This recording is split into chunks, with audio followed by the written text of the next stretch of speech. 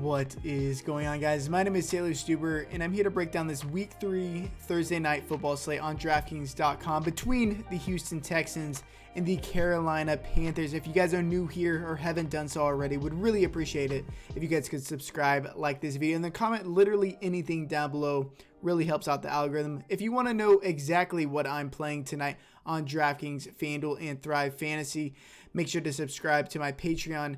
$25 a month. I think it's a pretty damn good deal. A lot of time and effort put into that, but let's just jump right into it.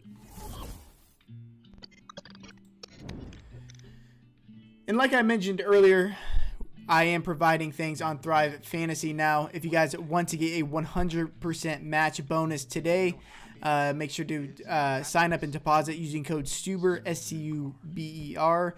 Link is down below. 100% match bonus up to $100. And if you deposit $10, you will receive a $20 ticket on top of that match bonus into tonight's contest.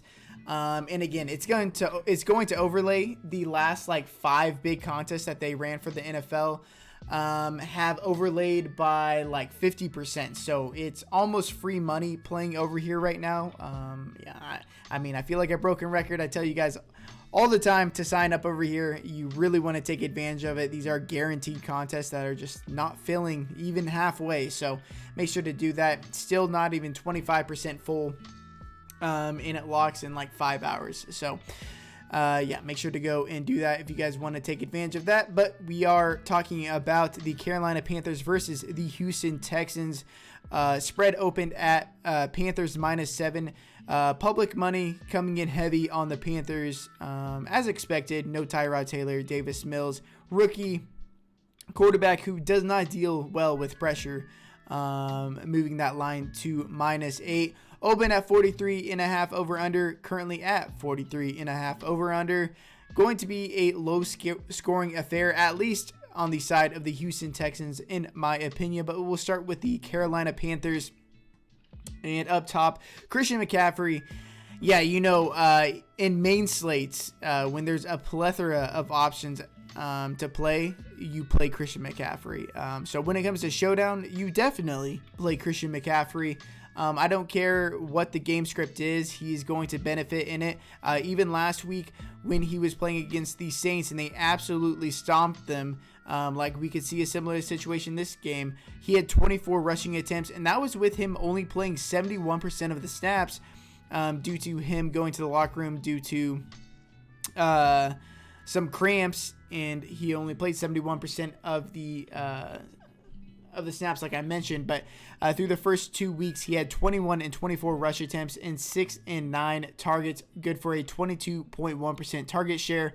He has 11 rushes inside the red zone, 7 inside the 10, good for second in the league. Had 30 opportunities last week, despite only playing 71% of the snaps. And like I said, game script does not matter. You should play Christian McCaffrey.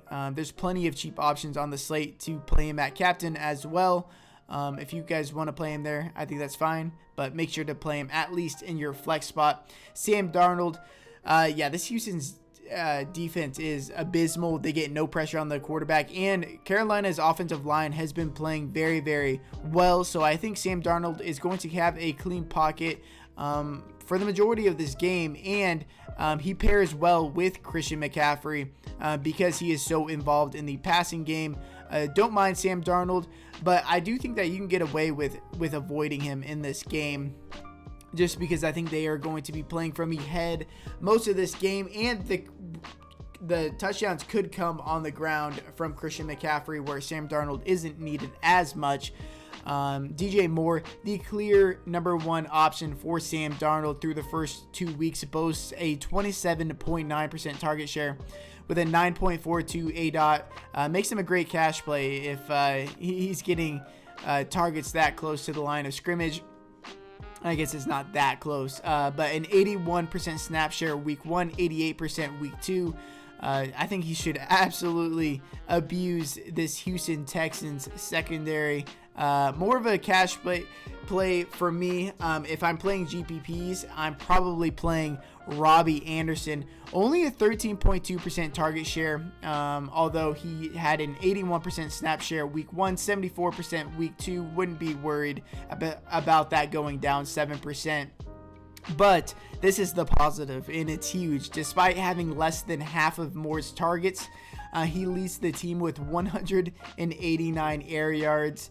189 air yards on just 9 targets is absolutely insane. You know that they are these big plays are going to happen soon, and this is the matchup it could definitely happen in. A massive 21 ADOT, 7,800, and he has been pretty underwhelming through the first 2 weeks. So I think that his ownership is going to come in pretty low, and I think the upside is just absolutely through the roof. I mean, outside McCaffrey, this guy has the upside to be the second highest scoring player on the slate. Absolutely love Robby Anderson today. And then Panthers defense, I don't really play defenses all that much, but this matchup could not be any better. But the price does reflect that at 6,200. Quite the steep price tag for the Panthers defense, but it makes a lot of sense. They're going to be the Texans are going to be trotting out Davis Mills, who threw an interception, had a fumble last week. And you go back to looking at college, the preseason, his second half stint last week against the Cleveland Browns, he does not deal well with pressure, and that is all that the Panthers do. They have 21 quarterback hits and 10 sacks through the first 2 games. They should be playing from behind the entire game, so I don't think they can get away with just running Mark Ingram every single play. I think they should be able to stack the box against them and then force Davis Mills to throw the ball, especially since they are going to be behind, which Vegas indicates. So a lot of opportunities for sacks, interceptions, and interceptions lead to a lot of potential defensive touchdowns. So the upside is there for the Panthers defense. And honestly, even in cash games, I really don't hate it. I really struggle to think of ways that this Houston Texans puts points up on the board. If you're looking for cheaper options from this Carolina Panthers offense, you can go to guys like Dan Arnold. He's the receiving tight end for this team, 10% target share, and his snap share is pretty low, but it's when he's out there, it's on passing down. So don't mind him at 4,800. I'd much rather go down to a guy like Terrace Marshall at $4,000 at 13.5% target share. Played 53% and 51% of the snaps through the first 2 weeks. It's cheap exposure if you want to go with the Panthers onslaught, which I think is going to be chalky, but I think that is the right play in this game. Should be pretty chalky though. Brandon Zylstra, sorry if I butchered his name. I'm not chasing him. He caught all 3 of his targets last week, one of them being for a touchdown, but he's only played 19% and 18% of the snaps through the first 2 weeks. No targets in week 1. So I think that some people are going to chase him, but especially at 4,600, it's going to be very, very hard for him to duplicate his numbers that he had last week. Move over to the Houston Texans. Now, I'm probably not going to get all that much exposure to them, even in GPPs, but we're going to start up top with Brandon Cooks at $10,000. A pretty polarizing play on this slate. Going to be very, very chalky, but I think that there is some decent reason to get away from him and go with some of these cheaper options as your exposure to the Houston Texans. But the positives, I mean, he has had a 36% target share through the first 2 weeks, a 14.43 ADOT. So not only is he getting all the targets, he's getting all of the air yards, and he accounts for 56% of the Texans' air yards. The sheer volume could prevail over bad quarterback play and a bad matchup. But, and also, Mills targeted Cooks 10 times in just 18 attempts last week against the Browns. So when Mills came in, he was locked in on Brandon Cooks, but maybe that was because He didn't really have much practice with the ones, and so once he got in there, he was just locking in on the number one guy. Now, with a couple days of practice as the first team quarterback, maybe he'll spread the ball around a bit more. And I forgot to mention, Tyrod Taylor, of course, is out this game, and so is Danny Amendola and Nico Collins, who are playing pretty decent amount of snaps. So Brandon Cook's definitely going to be out there pretty much every single play.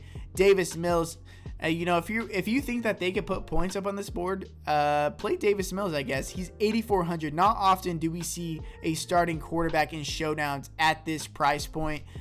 So if you want to take advantage of that, go ahead and do so. He doesn't really offer any rushing equity, but again, I'm fading this Houston Texans offense for the most part. Not playing much more. I'm not going to get to much of Davis Mills, but my favorite play on this Houston Texans team, if you do think that they can stay competitive or get close to the end zone at all, is going to be Mark Ingram at 6,600. He is their clear first and second down guy, plays a bit more than Phillip Lindsay.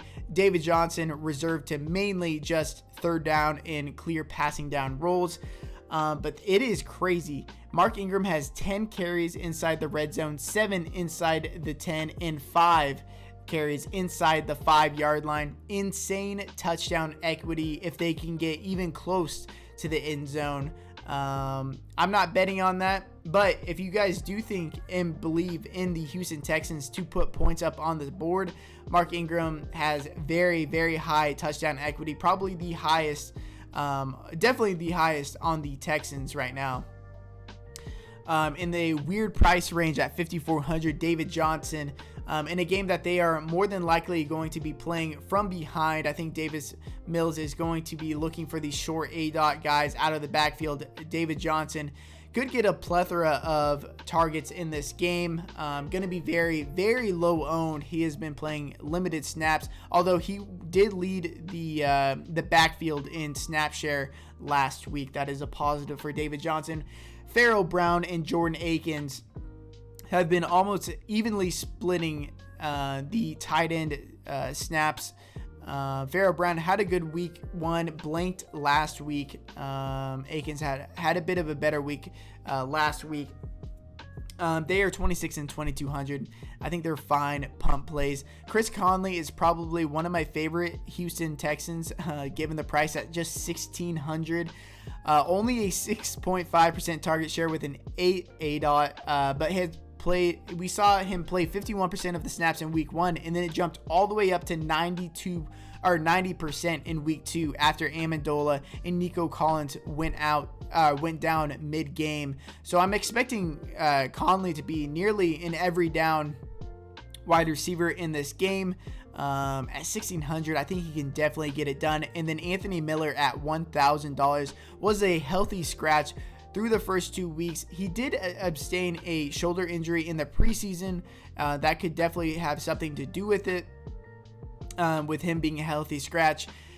But with these injuries, he should be active and ready to go in this game. I think he's probably their second best receiver on this team outside of Brandon Cooks. I think he's better than Roberts. I think he might be better than Chris Conley. So he could battle for some snaps. And if he can get 2-3 catches, easily pays off this $1,000 price tag. And the one punt guy that I wanted to mention at the bare minimum, we have Rex Burkhead. We saw his snap share increase from week 1 to week 2. We know that he could be heavily involved in the passing game when given the opportunity. Hasn't done all that much so far this year. But with so many injuries on this team in the wide receiver department, maybe they throw him out there in the slot, give him some extra routes to run in this game. It's not hard to pay off a $200 price tag. So if you're looking at the bare minimum to help fit in Christian McCaffrey at the top, you might want to fit in a guy like Rex Burkhead. In GPPs or in cash games, probably would side with a guy like Chris Conley or Anthony Miller. I appreciate you guys watching this video. If you guys enjoyed it, would really appreciate it if you guys could subscribe, like this video, comment anything down below. But best of luck tonight. If you guys want to talk to me in the Discord, ask me some questions, make sure to do that. Link will be down below in the description as well in the pinned comment. But I appreciate you guys being here. Best of luck, and until next time, peace.